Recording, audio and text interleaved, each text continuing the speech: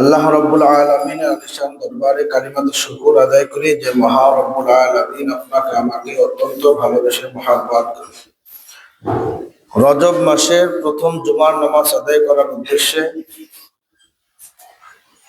আল্লাহ তাআলার ঘরে হাজিরা দেওয়া, নামাজের অপেক্ষায় অপেক্ষমান থাকা, মানসিক শারীরিক সুস্থতা দান করা, আল্লাহ তাআলা আপনাকে আমাকে নেক হায়াত দান করেছেন, ঈমানের উপর এখনো ইস্তেকামাত রেখেছেন। আল্লাহ সুবহানাহু ওয়া তাআলা আমাদের একটা আমলের সিজন দিতেছেন। প্রত্যেকটা সময় কোনো না কোনো একটা সিজন থাকে। গ্রীষ্মকালে যেরকমের নির্দিষ্ট কিছু ফলের সিজন থাকে, শীতকালীন যেরকম ভাবে কিছু সবজির সিজন থাকে, এরকম ভাবে আল্লাহ তাআলাও ঈমানদারদের জন্য আমলের সিজন সামনে আমাদেরকে দিতেছেন। আর মাত্র বেশি দিন নয়, অল্প কয়েকদিন বাকি। মাথায় মাথায় হয়তো বা 2 মাসের মতো মাথায় বাকি। এরপরেই মাহে রমজান মাস শুরু হয়ে যাবে। রমজানের পূর্বাভাস চলতেছে। তো এই রমজান মাস আসার আগেই আল্লাহ তাআলা আমাদেরকে রমজানের প্রস্তুতি নেওয়ার জন্য একটা সিজন দিয়েছেন। যেমন ঈদ আসার আগেই যেমন ঈদের প্রস্তুতি আমরা নিতে থাকি, কাপড় চোপড় কেনাকাটা, বিভিন্ন ধরনের একটা প্রস্তুতি থাকে। তো রমজান মাস আসার আগেও একটা প্রস্তুতি থাকে ঈমানদারদের জন্য। ব্যবসায়ীদের প্রস্তুতি ঈদের সময়, অর্থাৎ বিভিন্ন পূজার সময় প্রস্তুতি তারা নেয়, কিন্তু ঈমানদারদের প্রস্তুতি হলো এখন থেকে। রজব মাস যখন আসে তখন থেকে শুরু হয়ে যায়। আল্লাহ রসুল সাল্লাল্লাহু আলাইহি ওয়াসাল্লাম যখনই রজব মাস আসতো তখন থেকেই রমজানের প্রস্তুতি নিতে থাকতেন। এই রজব মাসের প্রথম জুমায় উপস্থিত হওয়ার জন্য আল্লাহ তাআলা আপনাকে আমাকে কবুল করেছেন, মঞ্জুর করেছেন। দিলের অন্তরের ভিতর থেকে উচ্চ আওয়াজে কালিমাতুশ শুকর আদায় করি, জোরে সরে পড়ি আলহামদুলিল্লাহ। সম্মানিত মুহতারাম হাজিরিন, কথা বলতে গেলে অনেক কথা আসে, সব কথা বলা যায় না এবং এখানে বলিও না। সময় দীর্ঘায়িত হয়ে যায়। আল্লাহ রাব্বুল আলামিন আমাদেরকে যে সময় দিয়েছেন, যে সিজন দিয়েছেন, 2 দিক থেকে লাভবান। একটা হলো রজব মাস চলতেছে শুরু, দ্বিতীয়ত হলো আবার শীতকাল। ঈমানদারদের জন্য শীতকালীন রাত্রটা একটা নিয়ামত। দীর্ঘ রাত্র থাকে, ছোট রাত্র যখন হয়ে যায় তখন শেষ রাত্রে ইবাদত বন্দেগী তেমন একটা করা যায় না। আর রাত্র যখন লম্বা হয়ে যায়, বেশি একটা সময় পাওয়া যায়, ইচ্ছা করলে ঈমানদাররা শেষ রাত্রে উঠে 2-4 রাকাত নফল নামাজ পড়ে, অর্থাৎ তাহাজ্জুদের নামাজ পড়ার একটা সুযোগ পাওয়া যায়। কথা বলেন ঠিক কিনা? এখন এই সুযোগটা যারা কাজে লাগায় তারাই লাভবান হয়। আর যারা হেলায় বেলায় কাটিয়ে দেয়, যে শীত করে বের হওয়া যায় না, ঠান্ডা পানি, আল্লাহ রসুল সাল্লাল্লাহু আলাইহি ওয়াসাল্লাম বলেন, দুঃখের সময় আল্লাহ তাআলাকে যারা স্মরণ করে, সুখের সময় যারা আল্লাহ তাআলাকে স্মরণ করে, তারাই হলো ঈমানদার। অন্য হাদিসের মধ্যে আসছে, রাসূলুল্লাহ সাল্লাল্লাহু আলাইহি ওয়াসাল্লাম বলেন, সুখের দিনে যদি আল্লাহ তাআলাকে স্মরণ করে, দুঃখের দিনে আল্লাহ বান্দাকে স্মরণ করে। এখন এই যে শীতকালীন ইবাদত বন্দেগী করতেও তেমন কষ্ট না, শুধু একটাই আমাদের কাছে কষ্ট লাগে, পানি ঠান্ডা, পরিবেশ ঠান্ডা। তো অন্যান্য সময় দেখছি শীতকাল আসলে ফজরের নামাজে মুসল্লিদের সংখ্যা বেশি হইতো। এই বছর দেখা যায় মুসল্লিদের সংখ্যা তুলনামূলক আগের থেকে অনেকটাই কম। এটা কিন্তু লক্ষণ ভালো না, বেশি। এটা ঈমানদারদের পরিচয় এমনটা হতে পারে না। আল্লাহ তাআলা আমাদেরকে সঠিক বুঝ দান করুক, সকলে বলি আমিন। আল্লাহ রাব্বুল আলামিন কোরআনের মধ্যে বলেন, ইন্না ইদ্দাতাশ শুহুরি ইনদাল্লাহি 12 শাহরান ফি কিতাবিল্লাহি ইয়াওমা খালাকাস সামাওয়াতি ওয়াল আরদা মিনহা আরবাতুন হুরুম যালিকাদ দীনুল কাইয়্যিম ফালা তাযলিমু ফীহিন্না আনফুসাকুম। আল্লাহ রাব্বুল আলামিন বলেন, ইন্না ইদ্দাতাশ শুহুরি ইনদাল্লাহি 12 শাহরান। আমরা যেরকম ভাবে বাংলা মাস বৈশাখ থেকে চৈত্র পর্যন্ত গণনা করে 12 মাস পাই, ইংরেজদের মাসের মধ্যে, ইংরেজি মাসের মধ্যেও যদি আমরা গণনা করি, জানুয়ারি থেকে ডিসেম্বর পর্যন্ত গণনা করলেও 12 মাস পাওয়া যায়। কিন্তু দুঃখজনক হইল, পৃথিবীর মধ্যে মুসলমানদের খুব কম সংখ্যক রয়েছে আরবি মাসের নামগুলো জানে, আরবি মাসের হিসাব জানে, আরবি মাস গণনা করতে পারে, কখন কোন পরিস্থিতি চলে, কোন পজিশন চলতেছে, কোন মাস চলমান আছে, এটা খুব কম সংখ্যকই জানে। কিন্তু মুসলমান হিসাবে মুসলমানদের দরকার ছিল, শুধু আজকে নয়, যখন বাংলা মাস প্রচলন হয় নাই, ইংরেজি মাস প্রচলন হয় নাই, তখন থেকেই আরবি মাসের প্রচলন ছিল। কিন্তু গণনা আকারে নাও থাকলেও কিন্তু এই মাসের হিসাব ধরা হইতো।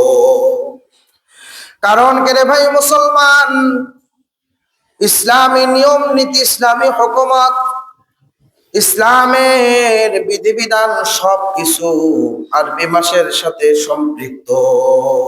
কথা বলেন ঠিক কিনা?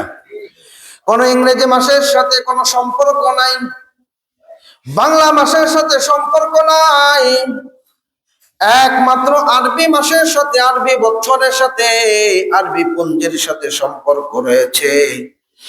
আমরা অনেক সময় দেখা যায় বিবাহ যখন করাই সন্তানদেরকে, বিবাহ করানোর সময় আমরা বেশিরভাগ খুঁজি কোন চাঁদ ভালো, কখন কোন পরিস্থিতি চাঁদের অবস্থা, এই দেখে বিবাহ করাই, পঞ্জিকা দেখি। কিন্তু বিবাহের সময় শুধু এই পঞ্জিকা নয়, পঞ্জিকা শুধুমাত্র দেখে বিধর্মীরা, মুসলমানদের বলতে কোনো পঞ্জিকা নাই। মুসলমানরা চন্দ্র সূর্যকে কেন্দ্র করে হিসাব গণনা করে থেকে পঞ্জি শব্দটা ব্যবহার করে বিধর্মীরা, মুসলমানদের কোনো পঞ্জি ব্যবহার করার কোনো সুযোগ নাই। এই জন্য আল্লাহ রাব্বুল আলামিন বলেন, পৃথিবীর মধ্যে তোমাদের কাছেও যেরকমের 2টা বছর, 2টা সিজন, 2টা বছর, 2 ধরনের গণনা করো, আমি আল্লাহ তাআলার কাছেও এমন একটা বছর আছে যে বছরটাও পৃথিবীর সূর্যলগ্ন থেকে গণনা করা হইতো। আল্লাহ রাব্বুল আলামিন বলেন, ফি কিতাবিল্লাহ, আল্লাহ তাআলার নির্ধারিত, আল্লাহ তাআলার পক্ষ থেকে যে নির্ধারিত মাসগুলো রয়েছে, এই মাসগুলো 12টি মাস। কিন্তু মুসলমান অনেকেই জিজ্ঞাসা করলে এই কথা বলতে পারবে না বর্তমান কোন মাস চলতেছে, শুধু এতটুকু বলবে জানুয়ারি অথবা ফেব্রুয়ারির অমুক তারিখে রোজা হয়তো শুরু হবে। যারা গ্রাম্য মানুষ, গায়ে গ্রামে থাকে, তারাই চিন্তা করবে বাংলা কোন মাস চলে, হয়তো মাঘ মাস অথবা ফাল্গুন মাসে রোজা শুরু হইব। কিন্তু আরবি মাসের হিসাব আমরা অনেকেই রাখতে পারি না। কিন্তু আরবি মাসের হিসাব রাখা প্রত্যেক মুসলমানদের উপর একটা ফরজে কিফায়ার মতো, ফরজের মতো অবস্থা। আল্লাহ রাব্বুল আলামিন বলেন, ফি কিতাবিল্লাহ, আল্লাহ তাআলার কাছে নির্ধারিত 12টি মাস রয়েছে। ইয়াউমা খালাকাস সামাওয়াতি ওয়াল আরদা মিনহা আরবাআতুন হুরুম, আসমান জমিন যেদিন সৃষ্টি করেছে ওই দিন থেকে এই মাসের গণনা আল্লাহ তাআলার কাছে শুরু হয়ে গেছে।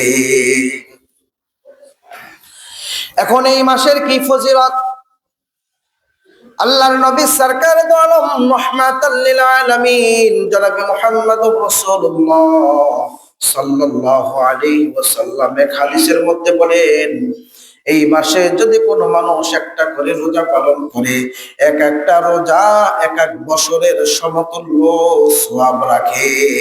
সুবহানাল্লাহ। কোন মানুষ যদি লাগাতারে 10টি রোজা পালন করবে, হাদিসের মধ্যে পাওয়া যায় বিশ্বনবী সাল্লাল্লাহু আলাইহি ওয়াসাল্লাম বলেন, ওই মানুষটার জন্য আল্লাহ তাআলা ওই মানুষটার জন্য রমজান পর্যন্ত তার হায়াত বাড়ায় দেয়।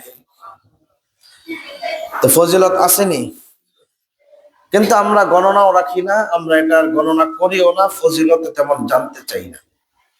শ্রেষ্ঠতম একটাই মাসের কারণ হইল এই মাসের মধ্যে 27শে রজব যেই দিন আসছে, আজ থেকে প্রায় 1450 বছর পূর্বে বিশ্ব নবী সাল্লাল্লাহু আলাইহি ওয়াসাল্লাম এই মাসের মধ্যে কোন দিন হয়েছিল এটা দিন নিয়ে তারিখ নিয়ে মতভেদ রয়েছে, তবে মাস নির্ধারিত এই রজব মাসে আল্লাহ রাসূল সাল্লাল্লাহু আলাইহি ওয়াসাল্লামকে আল্লাহ তাআলা দাওয়াত করে পৃথিবীর জমিন থেকে 7 আসমান ভেদ করে আরশে মুআল্লা পর্যন্ত আল্লাহ তাআলার কাছে সাক্ষাতের জন্য মেহমানদারির দাওয়াত দিয়েছিল। সুবহানাল্লাহ, সুবহান। এই মাসের মর্যাদা বাড়ার এই একটা প্রধানত একটা কারণ রাসূল নবী সাল্লাল্লাহু আলাইহি ওয়াসাল্লামের মিরাজ এই মাসে হয়েছিল। তবে এখন যে চলতি যে মাস, এই মাসে নয়, আজ থেকে প্রায় 1500 বছর পূর্বে রাসূল নবী সাল্লাল্লাহু আলাইহি ওয়াসাল্লাম মিরাজে গিয়েছিলেন, যার কারণে তখন থেকে আরো মর্যাদা এই মাসের বেড়ে যায়। যখন এই মাস শুরু হয়ে যায়, বিশ্ব নবী সাল্লাল্লাহু আলাইহি ওয়াসাল্লাম এমন ভাবে রোজা পালন করতে থাকে, লাগাতার রোজা রাখতে থাকে। সাহাবায়ে কেরামরা এরকম মনে করেন রমজান মাস মনে হয় শুরু হয়ে গেছে। রমজান মাসের পূর্বাভাস কেমনে ভাবে রাসূল জানলো? আর রমজান মাসের পূর্বাভাসের কারণে রমজানের প্রস্তুতি রাসূল নিতেছে। এই দেখা দেখি সাহাবায়ে কেরামরাও রোজা রাখতে শুরু করে। এই মাস এমন একটা মাস, যেই মাস শুরু হওয়ার পরেই আল্লাহর নবী সরকার দু আলম রাহমাতাল লিল আলামিন জনাবে মুহাম্মদুর রাসূলুল্লাহ সাল্লাল্লাহু আলাইহি ওয়াসাল্লাম তিনি বেশি বেশি কোরআন তেলাওয়াতের মধ্যে মশগুল হয়ে যাইতেন, জিকির আজগারে মশগুল হয়ে যাইতেন, ইবাদত বন্দেগীর মধ্যে বেশিরভাগ বেশি সময় মশগুল হয়ে যাইত। আল্লাহ রাব্বুল আলামিন কোরআনের মধ্যে বলেন, ফি কিতাবিল্লাহি ইয়াওমা খালাকাস সামাওয়াতি ওয়াল আরদ মিনহা আরবাতুন হুরুম। এই মাসের মধ্যে 4টি মাস রয়েছে, যেই 4টি মাসকে আল্লাহ তাআলা হারাম মাস বলে আখ্যায়িত করে। এখানে হারাম মাস বলতে আমরা হারাম মনে করব না, এখানে হারাম শব্দের অর্থ সম্মানিত। 4টি মাস হলো আরো সম্মানিত মাস, যেই 4টি মাসে আল্লাহ রাসূল সাল্লাল্লাহু আলাইহি ওয়াসাল্লামকে নির্দেশ দিয়েছিলেন যে এই মাসে তোমরা মানুষের উপরে জুলুম, নির্যাতন, মানুষের উপরে ঠকবাজি, মানুষকে ঠকানো, মানুষের উপরে কোনো মারামারি, কাটাকাটি, দাঙ্গা হাঙ্গামা, ঝগড়া ফাসাদ থেকে তোমরা মুক্ত থাকো।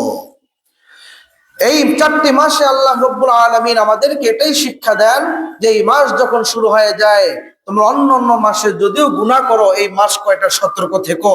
এই মাসে গুনাহ করো না, নিজের উপরে গুনাহ করে, নিজের উপরে জুলুম করে নিজে মজলুম হয়ে যেও না, নিজে জালেম হয়ে যেও না। আল্লাহ রাব্বুল আলামিন এই আয়াতের শেষের দিকে আল্লাহ তাআলা বলেন, ফালা তাজলিমু ফিহিন্না আনফুসাকুম, নিজেই নিজের উপরে তোমরা জুলুম করো না, নিজেই নিজের উপরে তোমরা জুলুম নির্যাতন করো না। ও মুসলমান, আমরা অন্যের উপরে জুলুম করে এটা ভালো মতো ভালো বুঝি। অন্যের উপরে অন্যায় ভাবে হত্যা করা যাবে না, অন্য মানুষের উপরে ঠকবাজি করা যাবে না, কাউকে ঠকানো যাবে না। অন্য মানুষকে এই মাসে যদি বুঝলাম, এই মাসে অন্য মানুষকে কোনোভাবে কষ্ট দেওয়া যাবে না, কাউকে গালি দেওয়া যাবে না, কাউকে বিপদগামী করা যাবে না, কাউকে কোনোভাবেই হাত হোক মুখ হোক যে কোনোভাবে হোক কাউকে কষ্ট দেওয়া যাবে না। এটা আমরা ভালোভাবে বুঝি, কিন্তু এখানে এই আয়াত দ্বারা, এই আয়াতের অংশ বিশেষে আল্লাহ তাআলা আমাদেরকে এটাই বুঝান যে তোমরা গুনাহে কবিরা করো না, গুনাহে কবিরা থেকে মুক্ত থাকো, গুনাহে কবিরা থেকে মুক্ত থাকো। যে কোনো প্রকার গুনাহ হতে পারে, তোমরা নামাজ পরিত্যাগ করো না, কোরআন তেলাওয়াতে তোমরা মশগুল হয়ে যাও, নামাজের মধ্যে মশগুল হয়ে যাও, বেশি বেশি ইবাদত বন্দেগীর মধ্যে মশগুল হয়ে যাও। কারণ এই মাসের মধ্যে আল্লাহ রাব্বুল আলামিন আমাদেরকে নামাজ দান করেছিলেন। এই মাসেই যখন রাসূলুল্লাহ নবী সাল্লাল্লাহু আলাইহি ওয়াসাল্লাম মিরাজে যখন গিয়েছিলেন, তখন আল্লাহ রাব্বুল আলামিন আমাদের জন্য নামাজ উপহার দিয়েছিলেন। এক ওয়াক্ত নয়, দুই ওয়াক্ত নয়, 50 ওয়াক্ত নামাজের উপহার দিয়েছিল। উম্মতরা দুর্বল হওয়ার কারণে অন্যান্য নবীদের উম্মতদের থেকে বর্তমান জমানার উম্মতরা দুর্বল, হায়াতের দিক দিয়ে দুর্বল, শারীরিক দিক দিয়ে দুর্বল, মানসিক দিক দিয়ে দুর্বল, ঈমানের দিক দিয়ে দুর্বল। যার কারণে আল্লাহ রাব্বুল আলামিনের কাছে রাসূলুল্লাহ নবী সাল্লাল্লাহু আলাইহি ওয়াসাল্লাম পর্যায়ক্রমে আল্লাহ তাআলার কাছ থেকে কমিয়ে আনতে আনতে আনতে আনতে 5 ওয়াক্তের মধ্যে সীমাবদ্ধতা করে দিয়েছে আল্লাহ তাআলা। এটাও আল্লাহ তাআলা আমাদেরকে জানিয়েছে, পৃথিবীর কোন মানুষ, কোন ঈমানদার, কোন মুসলমান, কোন উম্মত যদি 5 ওয়াক্ত নামাজ ইহতিমামের সহিত, জামাতের সহিত, ইহতিমামের সহিত যদি আদায় করে, আল্লাহ তাআলা 1 ওয়াক্ত, 2 ওয়াক্ত নয়, 5 ওয়াক্ত নয়, প্রতি ওয়াক্তের বিনিময়ে 10 গুণ বাড়িয়ে 5 ওয়াক্ত নামাজকে 50 ওয়াক্তের সওয়াব তার আমলনামায় লিপিবদ্ধ করে দিবে। আল্লাহ রাব্বুল আলামিন আয়াতের মধ্যে বলেন, মান জাআ বিল হাসানাতি ফালাহু আশরু আমসালিহা ওয়া মান জাআ বিস সাইয়্যিআতি ফালা ইউজজা ইল্লা মিসলাহা ওয়া হুম লা ইউজলামুন। আল্লাহ রাব্বুল আলামিন বলেন, পৃথিবীর কোন মানুষ যদি একটা নেক আমল করে, আওয়াজ দিয়ে বলেন, কয়টা নেক আমল? তো জোরে বলি, একটা যদি নেক আমল করে, আল্লাহ তাআলা আপনাদের জন্য সুযোগ করে দিয়েছেন। আল্লাহ রাব্বুল আলামিন বলেন, মান জাআ বিল হাসানাতি ফালাহু আশরু আমসালিহা, ওই একটা নেক আমলকে 10 গুণ বাড়িয়ে আল্লাহ তাআলা আপনার আমার আমলনামায় দিয়ে দেয়। যদি কোনো মানুষ 5 ওয়াক্ত নামাজ আদায় করে, তার আমলনামায় কত ওয়াক্তের সওয়াব দিবে? আওয়াজ দেয়া বলি, 50 ওয়াক্ত নামাজ যদি আমাদের উপরে বরাদ্দ থাকতো, নির্ধারিত থাকতো, সীমাবদ্ধতা থাকতো, তাহলে আমাদের পক্ষে 50 ওয়াক্ত নামাজ পড়া সম্ভব হইতো। কি বলেন, হইতো? আগেরকার জমানার উম্মতরা তারা ইবাদত বন্দেগী এত বেশি করতেন, আমাদের থেকে তাদের সম্পদ বেশিও ছিল, আমাদের থেকে তাদের ব্যস্ততাও বেশি ছিল, আমাদের থেকে তাদের রাখালি সম্পদের ফসলাদির আরো ব্যস্ততা বেশি ছিল। তারা আমাদের থেকে আরো বেশি বেশি ইবাদত বন্দেগী করে, কেউ কেউ 500 বছর করেছে, কেউ কেউ 100 বছর, 200 বছর, নজিরে বহুত রয়েছে। 100-150 বছর তারা অনায়াসে তারা হায়াত পেয়েছে, 1000 বছর পর্যন্ত হায়াত পেয়েছে। কিন্তু আমাদের পক্ষে এরকম হায়াতের দিক দিয়ে দুর্বল, ঈমানের দিক দিয়ে দুর্বল। যদি 50 ওয়াক্ত বহাল থাকতো, অথবা 50 বাদ দেন, 10 ওয়াক্ত যদি বহাল থাকতো, তাহলে বারবার আজান হইতো, আর মানুষ বিরক্ত হয়ে যেত। 5 ওয়াক্ত আজান হয়, এতেই অনেক মানুষ বিরক্ত হয়ে যায়, অনেক মুসলমানও বিরক্ত হয়ে যায়, এত ঘন ঘন আজান। আরে আসরের পরে মাগরিব ঘুরে আসতে, নরসিংপুর ঘুরতে না করতে মাগরিব হয়ে যায়। মাগরিবের পরে এই শীতকাল এত আজান কিভাবে দেয়? সে মাগরিবের আজান পরে ঘরে যাইতে না যেতে আবার আয়সার আজান, এত ঘন ঘন আজান হয়, আমরাই বিরক্ত হয়ে যায় অনেক সময়, অনেক ইমানদাররাও। কিন্তু দেখা যায় তারা তো এত বিরক্ত হতেন না, তারা ইবাদত বন্দেগীর মধ্যে থাকতেন, দুনিয়াবি কাজও করতেন, আখিরাতের কাজও করতেন। আল্লাহ তাআলা আমাদেরকে শিখিয়েছেন একটা দোয়া, রব্বানা আতিনা ফিদ দুনিয়া হাসানাহ ওয়া ফিল আখিরাতি হাসানাহ ওয়া কিনা আযাবান নার। আল্লাহ রাব্বুল আলামিন আমাদেরকে এই দোয়ার মধ্যে কি শিক্ষা দিলেন? আল্লাহ তাআলা আমাদেরকে এটাই শিক্ষা দিলেন, রব্বানা আতিনা ফিদ দুনিয়া হাসানা। এখানে দুনিয়ার কথা আগে আনলেন কেন? মুফাসসিরে কেরামরা বলেন, দুনিয়ার কথা আগে এই জন্য আনা হয়েছে যে বান্দা থাকবে দুনিয়াতে, দুনিয়ার কল্যাণ যদি না হয় আখিরাতের কল্যাণ সে অর্জন করতে পারবে না। দুনিয়ার কল্যাণ আগে দরকার, এরপরে আখিরাতের কল্যাণ। তো দুনিয়ায় থাকবো আখিরাত নিয়ে, দুনিয়ার মধ্যে থাকবো না, থাকতে হবে দুনিয়াতে, চলতে হবে আখিরাতের চিন্তা নিয়ে, আখিরাতের পেরেশানি নিয়ে চলতে হবে, তাহলে দুনিয়াটা তার ইবাদত হয়ে যাবে। আল্লাহ রাব্বুল আলামিন বলেন, রব্বানা আতিনা ফিদ দুনিয়া হাসানা। দেখেন একটা উদাহরণ স্বরূপ, কোন মানুষ যদি আর্থিক অবস্থা দুর্বল হয়, গরিব, একেবারে গরিব, হত দরিদ্র যদি হয়, তাকে যদি বলে তুমি যাকাত দাও, তার জবান থেকে কি কথা আসবে? হয়তো বা এরকমই আসবে যে আমার এমনি কিছু নাই, আবার তুমি যাকাতের কথা আসছো, আমাকে কি মানে একেবারে পথের ভিখারি বানাই দিতে চাইতেছো? এরকম একটা প্রশ্ন আসতে পারে না? তো এই জন্য আল্লাহ রাব্বুল আলামিন বলছে দুনিয়া তুমি অর্জন করো, ঠিক আছে, দুনিয়া তুমি সম্পদ অর্জন করো, সম্পদ এই পুঞ্জীবিত করো, জমা রাখো, কিন্তু আখিরাতের জন্য, দুনিয়ার জন্য নয়, আখিরাতের জন্য। এই জন্য দুনিয়ার কথা এই আয়াতের মধ্যে আল্লাহ তাআলা আগে এনেছেন, রব্বানা আতিনা ফিদ দুনিয়া হাসানা ওয়া ফিল আখিরাতি হাসানা। হে আল্লাহ, তুমি আমার দুনিয়ার যত কল্যাণ আছে, যত ভালাই আছে, যত ভালো আছে সব আমাকে দান করো। আখিরাতের যত কল্যাণ আছে, আখিরাতের যত ভালাই আছে, আখিরাতের যত মঙ্গল আছে আমাকে দান করো। তো এই যে কথাগুলো বলা, আল্লাহ তাআলা এরপরে আমাদেরকে শিক্ষা দেন, ওয়াফিল আখিরাতি হাসানাহ ওয়া কিনা আযাবান নার। আখিরাতের অকল্যাণ কোনটা? আযাব, আল্লাহ তাআলার আযাব, জাহান্নামের আযাব, মৃত্যুর পরে যে আযাব রয়েছে এটাই হলো আখিরাতের আযাব। আল্লাহ ওই আযাব থেকে আমাকে পানাহ দাও, ওই আযাব থেকে আমাকে বাঁচাও। ওই আযাব থেকে বাঁচানোর উদ্দেশ্য এটাই হলো আখিরাতের কল্যাণ, আখিরাতের জান্নাত, আখিরাতের কবরের নাজ নিয়ামত, জান্নাতের নাজ নিয়ামত তুমি আমাকে দান করো। বলি আমিন। এই জন্য এই মাসের মধ্যে আল্লাহ রাব্বুল আলামিনের বন্ধু বিশ্ব নবী সাল্লাল্লাহু আলাইহি ওয়াসাল্লাম যখন বেশি বেশি ইবাদত বন্দেগী করতেন, কোরআন তেলাওয়াত করতেন। আমরা তো কোরআন তেলাওয়াত ছেড়েই দিয়েছি। অনেক পাবলিক আছে সারা বছর একটা আয়াতও পড়ে না, একটা লাইনও পড়ে না, একটা সূরাও পড়ে না। এরকমের অনেক মুসলমান আছে না নাই? আছে। এখন কোরআন তেলাওয়াত আমরা কিভাবে করব? কোরআন তেলাওয়াত প্রতিদিন যদি এক লাইনও করি, বরকতান হিসাবে আমি প্রতিদিন এক লাইন কোরআন তেলাওয়াত করব, পারা যায় না ভাই? এক লাইন পড়তে কতক্ষণ সময় লাগবে? সর্বোচ্চ সময় যারা পড়তে পারে না, ঠেলতে ঠেলতে, ঠেলাকারির মতো ঠেলতে ঠেলতে, ধাক্কায় ধাক্কায় পড়ে, এদের কতক্ষণ লাগবে? 5 মিনিট এক লাইন, 10 মিনিটই লাগলো ধরেন। 5 মিনিট তো লাগার কথাই না,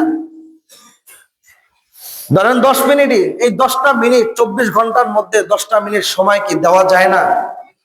10টা মিনিট 5টা মিনিট সময় কি দেওয়া যায় না ভাই? প্রতিদিন সকালবেলা ঘুম থেকে উঠি, কোরআনটাকে খুলে একটা লাইন পড়লাম। আমি কোরআন পড়লামই না, তারপরে একটা লাইন বরকতার হিসেবে পড়লাম। আল্লাহ রাসূল সাল্লাল্লাহু আলাইহি ওয়াসাল্লাম বলেন, ওই লাইনের মধ্যে যতগুলো হরফ আছে প্রত্যেকটা হরফের বিনিময়ে আল্লাহ তাআলা তোমার আমার আমলনামায় 10টা নয় 20টা নেকি দান করবেন। তো এই আমলটা আমরা করতে পারি না? চেষ্টা করলেই পারা যায় ইনশাআল্লাহ। এরপরে দেখেন আল্লাহ রাসূল সাল্লাল্লাহু আলাইহি ওয়াসাল্লাম বেশি বেশি ইবাদত বন্দেগী করতেন, যুদ্ধ বিগ্রহ থেকে পানা চাইতেন, যুদ্ধ বিগ্রহ ছেড়ে দিতেন, মারামারি, সাহাবায়ে কেরামদেরকে বারবার বারবার নসিহত করতেন, তোমরা মারামারি করো না, কাটাকাটি করো না, হিংসা করো না, বিদ্বেষ করো না। এই মাসে তুমি সবাইকে সাধারণ ক্ষমা করে দাও। এই মাসটা ক্ষমার মাস, এই মাস আল্লাহ তাআলা ক্ষমা করে দিবে। আল্লাহ রাসূল সাল্লাল্লাহু আলাইহি ওয়াসাল্লাম বলেন, লা ইয়ারহামুল্লাহু মান লা ইয়ারহামুন নাস। যেই মানুষ লা ইয়ারহামুল্লাহ, আল্লাহ তাআলা ওই ব্যক্তির উপরে রহম করেন না যেই মানুষটা সাধারণ মানুষের উপরে রহম করে না। এই জন্য আল্লাহ রাসূল সাল্লাল্লাহু আলাইহি ওয়াসাল্লাম বলেন, আপনার সাথে কারোর সাথে যদি বিদ্বেষ থাকে, আপনার সাথে কারোর সাথে যদি আক্রোশ থাকে, আপনার সাথে কারোর সাথে যদি কোনো মনোমালিন্য থাকে, মেহেরবানি করে আপনি মাফ করে দিবেন।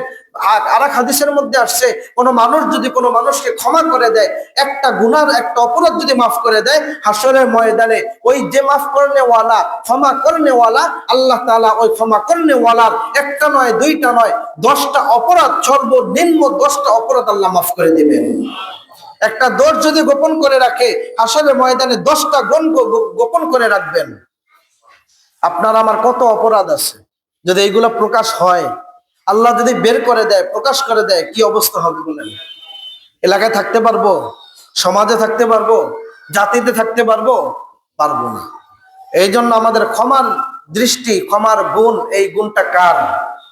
আওয়াজ দেয়া বলে, এই গুণটা কার? আল্লাহ তাআলার গুণ। আল্লাহ তাআলা গফফার, আল্লাহ রাব্বুল আলামিন হলেন সত্তার। এই ক্ষমা করণের গুণ হলো আল্লাহ তাআলার। এই গুণটা যদি আপনার আমার মধ্যে যদি ঢুকাইতে পারি, আপনার আমার মধ্যে যদি নিয়ে আসতে পারি, তাহলে দেখা যাবে আপনার আমার মধ্যে আল্লাহ তাআলার কৃতজ্ঞ, আল্লাহ তাআলার শুকরিয়া, আল্লাহ তাআলার প্রতি এই কি বলে একাত্মবাদ, আল্লাহ তাআলার সাথে সম্পৃক্ত, আল্লাহর মুহাব্বত মারিফত আপনার আমার অর্জিত হয়ে যাবে ইনশাআল্লাহ। আসেন এখন এর পরের কথা। আল্লাহ রাব্বুল আলামিন এই মাসে মারামারি কাটাকাটি করতে নিষেধ করেছেন। ফালা তাজলিমু ফীহিন্না আনফুসাকুম ওয়া কাতিলুল মুশরিকিনা কাফাতান কামা ইউকাতিলুনাকুম কাফা। এখন মুসলমানদেরকে বলেছেন তোমরা মারামারি করবে না, তোমরা কাটাকাটি করবে না, তোমরা ঝগড়ায় লিপ্ত হবে না। কিন্তু কেউ যদি কোনো চোর যদি ঘরে আসে, কোনো চোর যদি ইসলামের মধ্যে আঘাত আনতে চায়, কোনো চোর যদি মুসলমানদের কোনো ক্ষতি করতে চায়, চুপ করে বসে থাকবে। কি বলেন? চুপ করে বসে থাকতে বলছে? হ্যাঁ, চুপ করে বসে থাকা যাবে না, প্রতিহত করতে হবে, প্রতিহত করতে হবে। তাদের বিপক্ষে দাঁড়িয়ে, ইসলামের পক্ষে দাঁড়িয়ে তাদের বিরুদ্ধে জিহাদ ঘোষণা করতে হবে। ইসলামের উপরে যদি কোনো আঘাত আসে, তাতে এই 4 মাস কেন, অন্য কোনো মাস হোক না কেন, যদি রমজান মাসও হয়, সে মাসেও যদি হয়ে থাকে, ওই মাসেও তাদের বিরুদ্ধে জিহাদ ঘোষণা করে জিহাদের ঝাঁপিয়ে পড়তে হবে। ইসলামের আবির্ভাবের পরে রাসূলুল্লাহ সাল্লাল্লাহু আলাইহি ওয়াসাল্লাম যখন হিজরত করে মদিনায় যাওয়ার পরে সর্বপ্রথম যে জিহাদ হয়, জিহাদে বদর। এই বদরের প্রান্ত, বদরের যুদ্ধ হয়েছিল রমজান মাসে। 17ই রমজান বদরের যুদ্ধ হয়। এই যুদ্ধের মধ্যে যদিও আল্লাহ তাআলা নির্দেশ ছিল যে তোমরা কাউকে মারবে না, কাউকে আঘাত করবে না, কাউকে কাটবে না, ঝগড়ায় লিপ্ত হবে না, কিন্তু কাফিররা যখন আসলো মুসলমানদের ক্ষতি করার জন্য, মুসলমানদেরকে নিষ্পেষিত করে দেওয়ার জন্য, আল্লাহ তাআলার নির্দেশ তখন চলে আসছে। এখন আর বসে থাকার নয়। তুমি তো কাউকে মারতে যাও নাই, তুমি সন্ত্রাসকে প্রতিহত করতেছো, তুমি সন্ত্রাসকে বাধা দিতেছো, জুলুমকে প্রতিহত করতেছো। জুলুম প্রতিহত করার জন্য যুদ্ধে ঝাঁপাইয়া পড়ো। আল্লাহ রাসূল সাল্লাল্লাহু আলাইহি ওয়াসাল্লাম বলেন, وقاتلوا في سبيل الله الذين يقاتلونكم وقاتلوا في سبيل الله। যেই মানুষগুলো আল্লাহ তাআলার পথে মৃত্যুবরণ করলো, ইন্তেকাল করলো, এটা ইউকাতিলুনাকুম, তোমাদের মধ্য থেকে অনেকেই বলে থাকে বাল্লাহিয়াউন ইনদা রাব্বিহিম ইউরযাকুন। আল্লাহ আমাদের মধ্যে থেকে অনেক মানুষ এই কথাও বলে থাকে যে এ তো মারা গেছে, ওই যুদ্ধে গিয়ে অথবা জিহাদে গিয়ে মারা গেছে, ইন্তেকাল করছে। কিন্তু আল্লাহ রাব্বুল আলামিন আমাদেরকে বলেন না, তিনি মারা যায় নাই, তিনি কি করছেন? শহীদ হয়েছেন। আল্লাহ রাসূল, আল্লাহ রাব্বুল আলামিন কোরআনের অন্য আয়াতের মধ্যে আল্লাহ তাআলা বলেন, ওয়ালা তাকুলু লিমান ইউকতালু ফি সাবিলিল্লাহি আমওয়াত বাল আহইয়াউন। আল্লাহ রাব্বুল আলামিন সূরাতুল বাকারার মধ্যে আল্লাহ তাআলা বলেন, ওয়ালা তাকুলু, তোমরা এমনটা বলো না, লিমান ইউকতালু ফি সাবিলিল্লাহ, আল্লাহ তাআলার পথে, আল্লাহ তাআলার পক্ষ নিয়ে, আল্লাহর পথে ইসলামকে বিজয় করার জন্য, হক প্রতিষ্ঠিত করার জন্য, সত্যকে সমুন্নত করার জন্য, ইসলামকে প্রতিষ্ঠিত করার জন্য যারা ইন্তেকাল করেছে, ওয়ালা তাকুলু লিমান ইউকতালু ফি সাবিলিল্লাহি আমওয়াত, তাদেরকে মৃত বলো না। যারা মারা গেছে তাদেরকে তোমরা মৃত বলো না, তাদেরকে তারা ইন্তেকাল করেছে এটা বলো না, বরং বলো এটা বাল আহইয়াউন, তারা অবশ্যই জীবিত। বরং তোমরা এটাই বলো তারা জীবিত আছে। অনেক ইতিহাসের মধ্যে পাওয়া যায়, বিভিন্ন ঘটনায় পাওয়া যায়। আফগানিস্তানে যখন যুদ্ধ হয়েছিল, এই যুদ্ধের সময় এক মুজাহিদ শাহাদাত বরণ করেছে। পাহাড়ের চূড়ায় যখন কাফেরদের গুলির আঘাতে যখন শাহাদাত বরণ করলো, ওখানে পড়ে রয়েছে। পড়ে থাকার পরে এরপরে ওই তাদের লিস্টি আর পাইতেছে না, লিস্টিতে এই লোকটাকে আর খুঁজে পাওয়া যাচ্ছে না।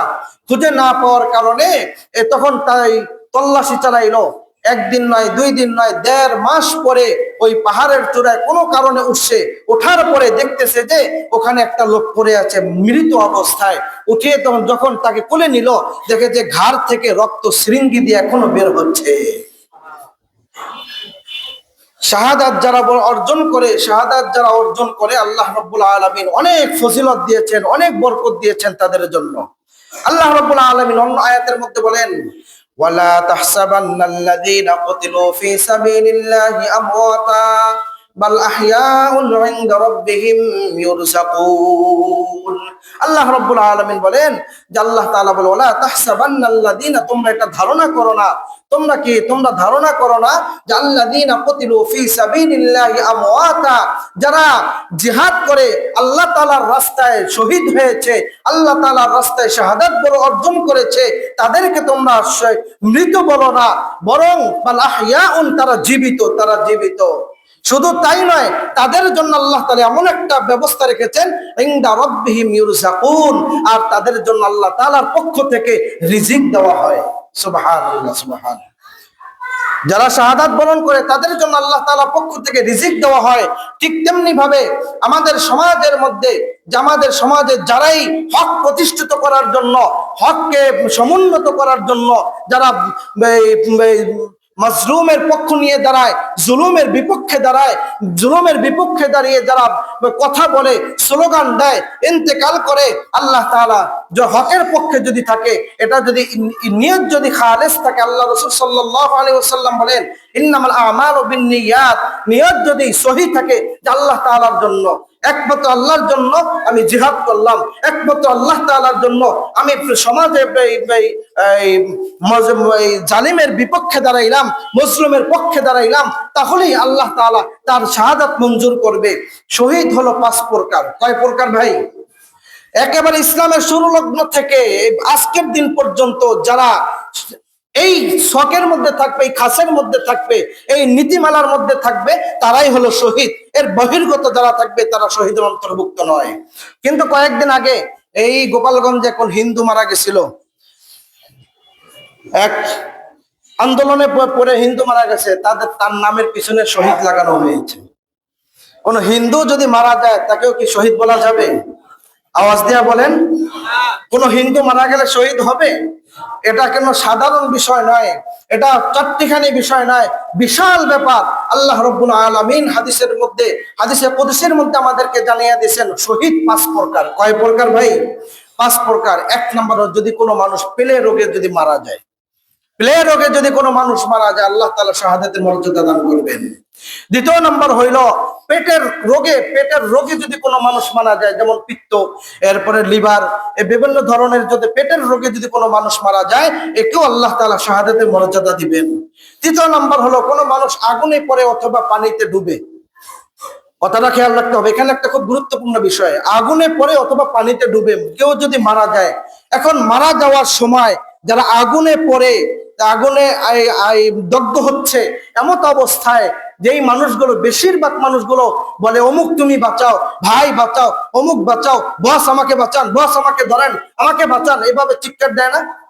যখন পানির মধ্যে ডুবে যায়, কোনো লঞ্চ স্টিমার যখন ডুবে যায়, তখন বলে আমাকে বাঁচান, আমাকে বাঁচান, আমি বাঁচতে চাই।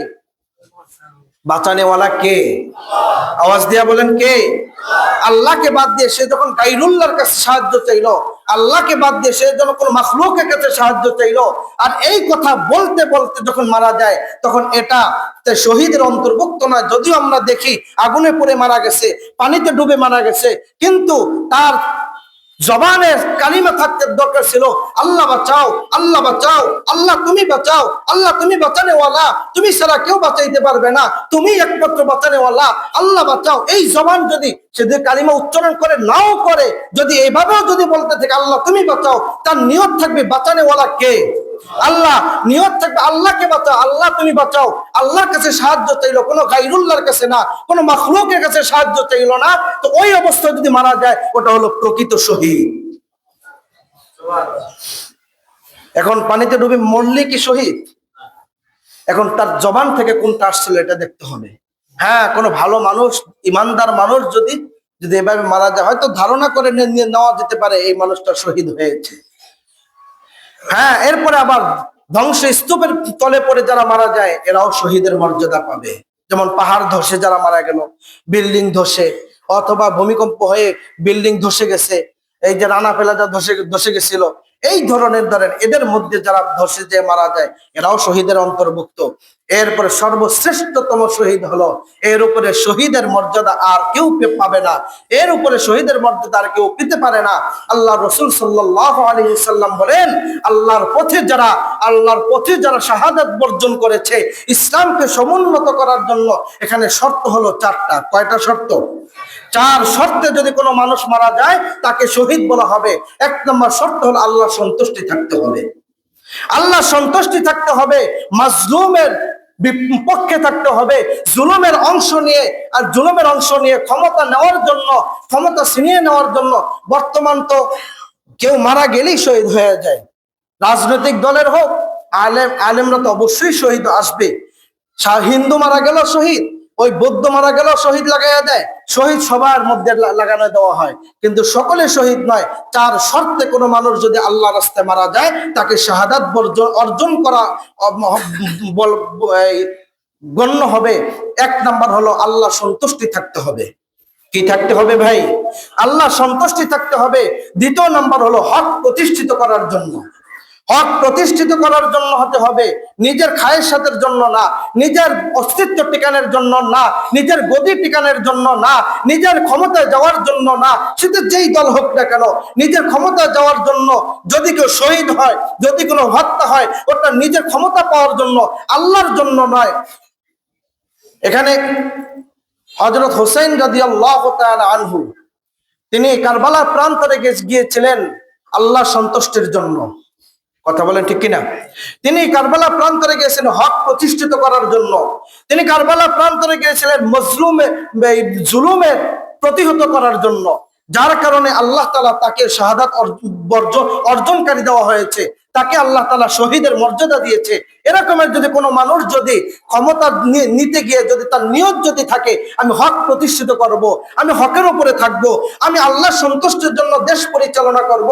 কেউ বলেছিল মদিনার সনদে দেশ চালাবে, তারা তো মদিনা সনদ তো দূরের কথা, মদিনার ময়ের কাছেও যায় নাই। শয়তানের সনদ দিয়ে দেশ চালানোর কারণে দেশ থেকে প্রতিহত হয়েছে, দেশ থেকে বিতাড়িত হয়েছে, দেশের মধ্যে থাকতে পারে নাই। তাদের মধ্যে যদি কেউ বলে রাসূলুল্লাহর আদর্শ নিয়ে দেশ চালাবো, কিন্তু রাসূলুল্লাহর আদর্শ তার ভিতরে নাই, যতই স্লোগান দিক না কেন, যতই উচ্চ গলায় কথা বলুক না কেন, পাঁচ ওয়াক্ত নামাজ যে পড়ে না, ওর মধ্য থেকে ইসলামের আকীদা আসতে পারে না, ওর মধ্য থেকে ইসলামী হুকুমত আসতে পারে না, ওর মধ্য থেকে ইসলাম কায়েম করার কারি হইতে পারে না। কথা বলেন ঠিক কিনা? নামাজের খবর নাই, যদি বলে রাসূলুল্লাহর নমনীয় আদর্শ নিয়ে দেশ পরিচালনা করব, এই কথা, এটা মানুষকে ধোঁকা দেওয়া ছাড়া কিছুই না। কথা বলেন ঠিক কিনা? যে মানুষটা নামাজ পড়ে, এখানে বুঝতে হবে আল্লাহর হক যে আদায় করতে পারে, বান্দার হকও সে আদায় করতে জানে। আল্লাহর হক যে আদায় করতে পারে, বান্দার হকও সে আদায় করতে জানে।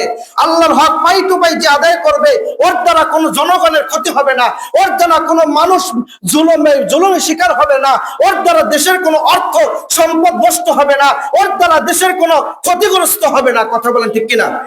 যে আল্লাহর হক আদায় করতে পারে না, যে আল্লাহ রাসূলুল্লাহর আদর্শ নিয়ে চলতে পারে না, ওর দ্বারা ইসলামের হুকুমত যতই বলুক না কেন আসবে না, আসবে না, আসবে না। কথা বলেন ঠিক কিনা? এরপরে দেখেন মানুষের জান মালের ইজ্জত রক্ষা করা। এখন এই যে যার মধ্যে আল্লাহর হুকুমত নাই, যার মধ্যে আল্লাহর হুকুম নাই, যার মধ্যে পাঁচ ওয়াক্ত নামাজের নাই, রাসূলের আদর্শ নাই, এই মানুষটা কিভাবে আল্লাহর হুকুমত কায়েম করবে? এই মানুষটা কিভাবে ইসলামী হুকুমত কায়েম করবে? এই মানুষগুলো কিভাবে মদিনার সনদে দেশ চালাবে? এই মানুষগুলো রাসূলুল্লাহর আদর্শ, নমনীয় আদর্শ নিয়ে দেশ চালাবে কিভাবে? কথা বলেন। আল্লাহ রাব্বুল আলামিন এরপরে বলেন কারা কারা শহীদ হবেন না। এই হাদিসের শেষ অংশটা আল্লাহ রাসূল সাল্লাল্লাহু আলাইহি ওয়াসাল্লাম বলেন, যারা জুলুমে অংশগ্রহণ করবে। কিসে অংশগ্রহণ করবে? জুলুমে অংশগ্রহণ করবে, নিরপরাধ মানুষদেরকে হত্যা করবে, আবু সাঈদের মতো মানুষদেরকে হত্যা করবে, হাদির মতো মানুষদেরকে হত্যা করবে। হাদির কি অপরাধ ছিল? যদি হাদির বিচার না হয়, বুঝতে হবে এই বাংলার জমিনে যত নেত্রী আসুক না কেন, যত ক্ষমতাসীন আসুক না কেন, ইসলামের হুকুমত তারা কায়েম করতে পারবে না। কারণ সামান্য মুসলিমের পক্ষে দাঁড়াইতে পারে না, যেই বিচারক মুসলিমের পক্ষে থাকতে পারে না, ও কখনো ইসলামের হুকুমত আনতে পারবে না। না, ওর দ্বারা ন্যায় প্রতিষ্ঠিত কশ্চিন কালো চিন্তা করা যায় না। কথা বলো ঠিক কিনা? দেখেন, শেখ মুজিবুর রহমান তিনি একজন মুসলমান ছিলেন। তার হত্যাকারীকে যদি বাহির থেকে এনে দেশে এনে যদি বিচার করাইতে পারে, তাহলে হাদির হত্যাকারীকেও বিচার করাইতে পারবে। যত টাকা পাচার করে বিদেশে নিয়ে গেছে, তাদের টাকা যেহেতু দেশে আনতে পারা হয়েছে, তাহলে হাদির বিচারও হতে পারবে। হাদির বিচার করতে পারবে না, আবু সাঈদের বিচার করতে পারবে না, আলেম ওলামাদের হত্যাকারীদের বিচার করতে পারবে না, এই শাপলা চত্বরে ওলামায়ে কেরামদেরকে শাহাদাত যারা অর্জন করেছে তাদের পক্ষে বিচার নিতে পারবে না। তাহলে এদের দ্বারা কখনো ইসলাম কায়েম হতে পারবে না, এদের দ্বারা ইসলাম কায়েম হতে পারে না। আল্লাহ রাব্বুল আলামিন এরপরে বলেন যে ইসলামের বিরুদ্ধে যারা লড়াই করে, ইসলাম বিদ্বেষী কথা বলে, ইসলামকে কটাক্ষ করে, যেই দল ইসলামে কটাক্ষ করে, যেই দল একসময় বলছে আলেমদেরকে সুযোগ দেওয়া যাবে না, আলেম ওলামাদেরকে এই রাজনীতিতে আসা যাবে না, আর তাদেরকে আসার কোনো সুযোগ দেওয়া যাবে না, আলেমদের মোল্লারা থাকবে মোল্লাদের মতো, আমরা রাজনীতি করবো রাজনীতির মতো। কিন্তু রাজনীতি হলো কোরআন, রাজনীতি হলো হাদিস, রাজনীতি করেছেন রাসূলুল্লাহ সাল্লাল্লাহু আলাইহি ওয়াসাল্লাম, রাজনীতি করেছেন সাহাবায়ে কেরাম, রাজনীতি করেছেন তাবিঈন, রাজনীতি করেছেন উলামায়ে কেরামরা, হক্কানি উলামায়ে কেরামরা, পূর্বপুরুষ যারা ছিল তারাই রাজনীতি করে দেশকে প্রতিষ্ঠিত করেছে। তারা যদি রাজনীতি না করতো আজকে ইসলাম পাইতাম না, তারা যদি রাজনীতি না করতো ইসলাম পাইতাম না। আমাদের এই দেশ একসময় ইসলামী দেশ ছিল না, ইসলামী দেশ আসছে। ইসলাম যখন কায়েম হয়েছে, ইসলাম কায়েম করতে অনেক রক্ত দিতে হয়েছে, অনেক শ্রম দিতে হয়েছে, অনেক মুজাহাদা করতে হয়েছে, অনেক কষ্ট দিতে হয়েছে, তারপর ইসলাম কায়েম হয়েছে। কথা বলেন ঠিক কিনা? এর নামই রাজনীতি। এখন দেখেন, জিহাদের কথা বলা হয়, আমরা অনেকে বলি রাজনীতির কথা বলতেছে না। যখন বলেন যে জাকাতের কথা, অনেকে জাকাত দেয় না, এর বিরুদ্ধে কথা বললে ওইটাই এক ধরনের রাজনীতি। কথা বলেন, যারা জাকাত দেয় না তাদের বিরুদ্ধে কথা বলতে হবে না? তুমি জাকাত কেন দাও না? তোমাকে জাহান্নাম থেকে বাঁচানোর দরকার। তুমি কেন রোজা রাখো না? তোমাকে জাহান্নাম থেকে বাঁচানোর দরকার। তুমি কেন নামাজ পড়ো না? তোমাকে নামাজি বানাইতে হবে। নামাজের পথে আনতে হলে যে কথাগুলো বলা দরকার, যেই পদক্ষেপ নেওয়া দরকার, এটার নামই রাজনীতি। এটার নামই রাজনীতি। শুধু ক্ষমতা নেওয়ার জন্য না, চেয়ারে বসার জন্য না, ওটা রাজনীতি নয়।